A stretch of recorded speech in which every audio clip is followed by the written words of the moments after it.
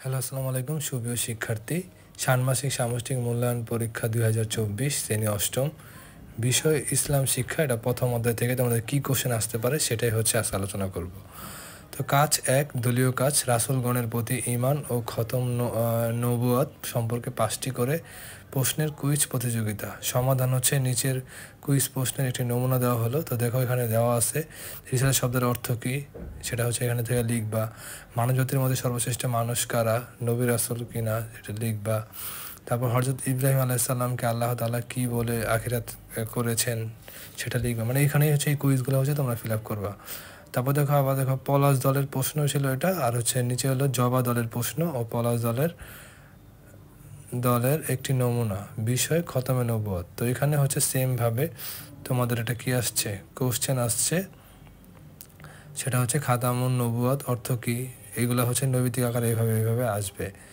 তারপর দেখো কাজ 2, এটা হচ্ছে একক কাজ। তো সমাজে প্রচলিত শিরক শনাক্ত করে দ্বিধা দ্বন্দ্ব বিভ্রান্তি দূর করো। সমাধান এগুলো দেওয়া আছে। আমাদের সমাজ প্রচলিত শিরক কোনগুলা?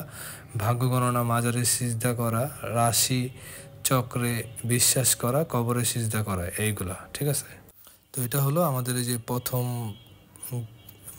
প্রথম যে দলীয় কাজ, হ্যাঁ, আর হচ্ছে একক কাজের প্রশ্ন। তো আশা করি তোমরা সবাই হচ্ছে এটা বুঝতে পেরেছো। তারপর দেখো তোমাদের হচ্ছে দ্বিতীয় অধ্যায় থেকে হচ্ছে এই গুরুত্বপূর্ণ কাজগুলো দেওয়া হয়েছে। তো কাজ 2, এটা দলীয় কাজ। তো এখানে হচ্ছে তুমি সালাত, সাওম ও হজের তুলনামূলক বিশ্লেষণ শিরোনামে সংক্রান্ত বিধি বিধান বা ব্যাখ্যা বিশ্লেষণ করো। এভাবে হচ্ছে এটা করতে পারবে। তো এটা সমাধানও হচ্ছে আমি লিখে দিয়েছি এখানে, নমুনা সমাধান। সালাত, সাওম, হজ সম্পর্কে তুলনামূলক দলীয় আলোচনা। যেমন হচ্ছে মুনতাসির, তারপর হচ্ছে সে হচ্ছে এই সম্পর্কে এটা বলেছে। আবদুল্লাহ, সে হচ্ছে এটা বলেছে। এবং হচ্ছে মুশফিক, সে হচ্ছে এটা বলেছে। তো হচ্ছে মুনতাসির কী বলেছে দেখো, সালাত ইসলামের দ্বিতীয় রুকুন। একজন মুসলমানের জন্য দৈনিক 5 ওয়াক্ত সালাত আদায় করা ফরজ, যা নির্ধারিত সময়ে আদায় করতে হয়। অন্যদিকে ফরজ সাওম বছরে একবার শুধু রমজান মাসে আদায় করতে হয়। তবে কেউ চাইলে বছরের অন্যান্য সময়েও নফল সাওম আদায় করতে পারে। আর হজ সামর্থ্যবান মুসলমানদের জন্য ফরজ, যা জিলহজ মাসে নির্ধারিত সময়ে আদায় করতে হয়। তারপর দেখো আবদুল্লাহ কি বলেছে। আবদুল্লাহ বলেছে সালাত সর্বোত্তম ইবাদত। সালাত আদায়ের মাধ্যমে বান্দা আল্লাহর প্রতি চরম অনুগত এসব হয়। তো তৃতীয়টা হচ্ছে এভাবে পড়ে নিবা। তারপর আমরা চলে আসি হচ্ছে প্রথম অধ্যায়ের কাজ। তো কাজ 3 হচ্ছে দেখো কি আছে, দলীয় কাজ। নির্ধারিত বিষয়ে উপস্থিত বক্তৃতা প্রধান। তো সমাধান এটা হচ্ছে প্রিয় উপস্থিতি, তুমি এইভাবে হচ্ছে দিয়ে দিবে। তবে প্রিয় সুধি দেখো এখানে দেওয়া আছে। তো এইভাবে হচ্ছে বলে দিলেই বা হচ্ছে লিখে দিলেই হয়ে যাবে। তো এখানে দেখো আমি অনেকগুলো দিয়েছি, তোমরা হচ্ছে যেটা বেশি ভালো লাগে, যেমন হচ্ছে এইভাবেই তো সুন্দর করে হচ্ছে প্রিয় উপস্থিতি দিয়ে লিখবা। তারপর হচ্ছে দিবা প্রিয় সুধি, তারপর দিবে হচ্ছে প্রিয় শ্রোতা মণ্ডলী, তারপর দিবা হচ্ছে প্রিয় বন্ধুগণ। তো এইভাবে যদি তোমরা ভালো করে লিখতে পারো তাহলে হচ্ছে ভালো একটা মার্কস পাবা। তো এগুলো হচ্ছে তোমাদের অষ্টম শ্রেণী যারা আছে তাদের হচ্ছে গুরুত্বপূর্ণ কোশ্চেন, যার উপর ভিত্তি করেই হচ্ছে এই কোশ্চেনটা বানানো হয়েছে। তো আশা করি তোমরা হচ্ছে এইগুলোর মধ্যেই মোটামুটি কমন পেয়ে যাবা, 40-50% কমন পেয়ে যাবা। তো এই ছিল হচ্ছে তোমাদের দলীয় কাজ 3, যেটা হচ্ছে নির্ধারিত বিষয়ে উপস্থিত বক্তৃতা প্রধান। তোমরা হচ্ছে যে কোনো একটা বিষয় বক্তৃতা ইসলামকে নিয়ে, ইসলাম ধর্মের যে বিষয়গুলো আছে সেগুলোকে হচ্ছে গুরুত্বপূর্ণ যে বিষয়গুলো আছে সেগুলোকে নিয়ে হচ্ছে তোমরা একটা বক্তৃতা লিখে দিবা। তারপর হচ্ছে আমরা চলে যাই হচ্ছে আবার প্রথম অধ্যায়, ইসলাম শিক্ষার প্রথম অধ্যায়, যেটা হচ্ছে কাজ 4।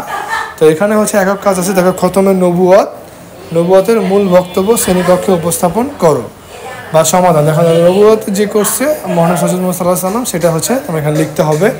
দেখুন নিচে খতমে নবুয়তের মূল বক্তব্য পয়েন্ট আকারে তুলে ধরা হলো। সেখানে খতমে নবুয়ত অর্থ কী, শেষ বা সমাপ্তি, তারপর হচ্ছে এটা কাকে বলে এখানে লিখে দিবা। তারপর দেখা যায় আমাদের প্রিয় নবী হযরত মুহাম্মদ সাল্লাল্লাহু আলাইহি ওয়াসাল্লামের আগমনের মাধ্যমে নবুয়তের ধারার সমাপ্তি ঘটে। আল্লাহ বলেন মুহাম্মদ, দেখো কি বলছে আল্লাহ তাআলা, তোমাদের মধ্যে কোনো পুরুষের পিতা নন, বরং তিনি আল্লাহর রাসূল এবং সর্বশেষ নবী। এটা সূরা আল আহজাব বলছে, এরকম করে লিখে দিবে সুন্দর করে। তারপর দেখো আরও কি বলছে যে তোমার মহানবী সাল্লাল্লাহু আলাইহি ওয়াসাল্লাম হলেন সর্বশেষ ও সর্বশ্রেষ্ঠ নবী এ ব্যাপারে তিনি বলেছেন, আমি শেষ নবী, আমার পরে আর কোনো নবী আজ নেই। দেখো মহানবী সাল্লাল্লাহু আলাইহি ওয়াসাল্লাম এইগুলো বলছে, তো এইগুলো সময় একটু ভালো করে পড়ে তারপর হচ্ছে লিখে দিবা।